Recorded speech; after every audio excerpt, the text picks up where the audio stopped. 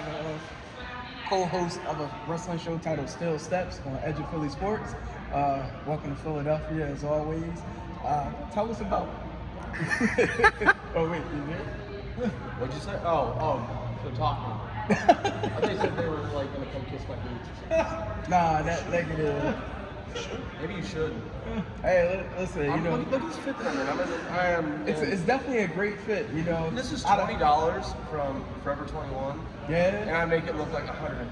Out of 10, I'm gonna give you a 9.7. Okay, I'll take it. I don't have to kiss my feet now. I already kissed my ass enough. Negative. All right. So, someone that you know that doesn't have the privilege to be able to talk to you frequently, tell us about the moment you was exposed to professional wrestling.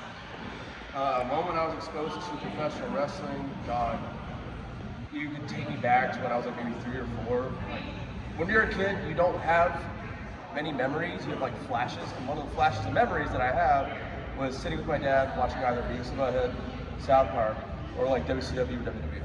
Yeah. So I remember watching like Bret Hart matches or something like that. Or if my uncle was over, we were watching ECW. Yeah. So it was Raven, Taylor, whole 9 yards. Quick follow-up to that question: who was that first wrestler that inspired you to like really want to get involved? Hitman, you kidding me? Bret Hart. He's too cool for school. He didn't have to cut a good promo. He just looked so cool. You're like, yeah, I believe it. But then you could actually talk to, so that helped. But Bret Hart, then was followed by The Rock, and then like, I can't even remember much after that. Life's too busy. Those are the main 2. Gotcha. So real quick, on our show we had Boucher on the show. It's actually the infamous interview where he called you out for that strap.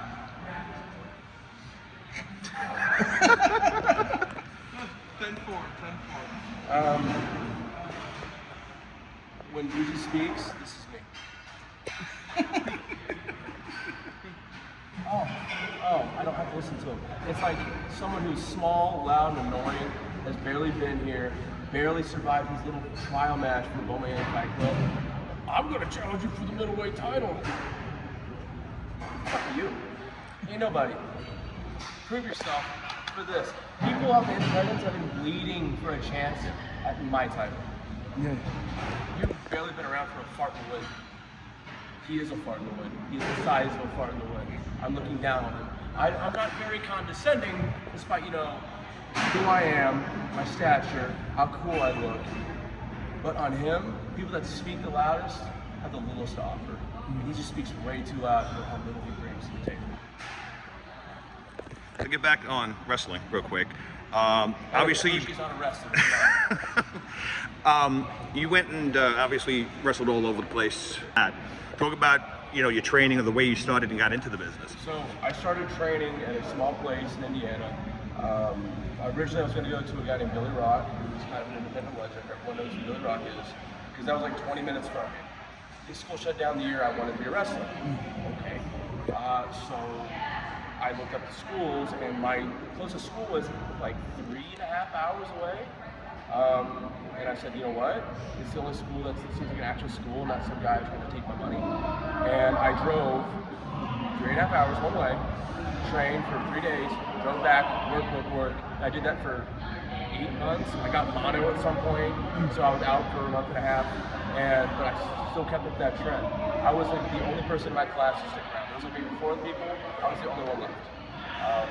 I was trained like everyone else was, all the basic stuff. I never envisioned myself as a deathmatch wrestler. That kind of fell into my lap. It wasn't like I said, I'm gonna do this because it's gonna make me popular. I did one because I was in Mexico and someone offered me a spot in the car. I drove all the way there in a suit, not like this one. This is so much nicer. But they were like, hey, someone didn't show up. You want to be in this match? Sure. Death match. Okay? This will be light twos. Whatever. Fine. You know what? Because I'm here to make it, and you don't say no to an offer. Especially when you're in Mexico, it's your first country, like out of the United States. Take what you're given. Went out there, I killed it, and I still get messages from that promotion. Shout out NGX in Monterrey, Mexico. I get messages from their fans still to this day going, when are you coming back? We love you, we miss you. When I got signed, NGX promoters said, we are so proud of you, you're a kid. And that's just kind of how it happened. I've always been a I guess, in Nokia's, I believe in the power of pro wrestling. Catch as catch can. The likes of Minoru Suzuki, Josh Barnett, Billy Robinson. That's what I try to represent even in death matches. So you see me doing flying arm bars, double wrist locks. It's not a Kimura lock. It's a Kimura lock. You're a piece of trash. I still believe in the basics of pro wrestling. Like, even this Friday, I won a tournament for Circle 6 Wrestling, and in the finals, I did an original Irish whip in the match, which is basically just a giant judo.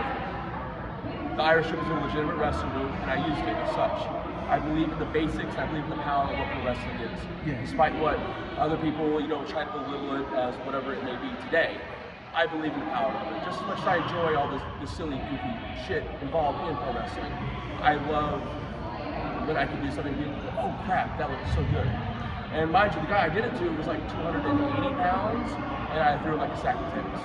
So, pro wrestling is powerful, pro wrestling is strong, catch as catch can. One more strong question that you just gotta get out of here. Okay. Hey, you don't speak. Yeah, so you guys talk to me as much as you want. It was funny you mentioned about this weekend. I saw you put a tweet out there. People said you sold out with MLW and stuff like that. Like, what do you have to say about that MLW? People that say sold out are the biggest little kiss-ass crybabies in the world, but they say they want the world for you, and when you get the world and you start achieving the world, they turn on you because, oh, it's inconvenient for them. I didn't sell out anything. Hey, hold on. Let me show you something. A sellout would quit deathmatch wrestling. A sellout wouldn't leave for anything, for any of you, all right? Because honestly, a lot of you don't fucking deserve it. This is what a sellout does not look like.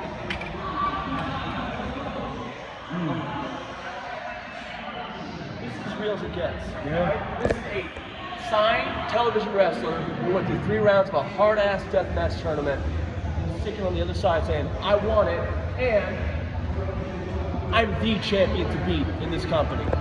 It ain't the world heavyweight, it ain't the tag team belts, it ain't the women's belt, it's this one. Because if you come through me, you're gonna have to die for this belt. Now put my shirt back on. Next question if you have it. Listen, I think you summed it up right there. We right. appreciate your time, for speaking with us. While you're at your camera on, you know what? Ask that question, kiss my booty. I can't do that with all due respect. Kiss my booty. I can't do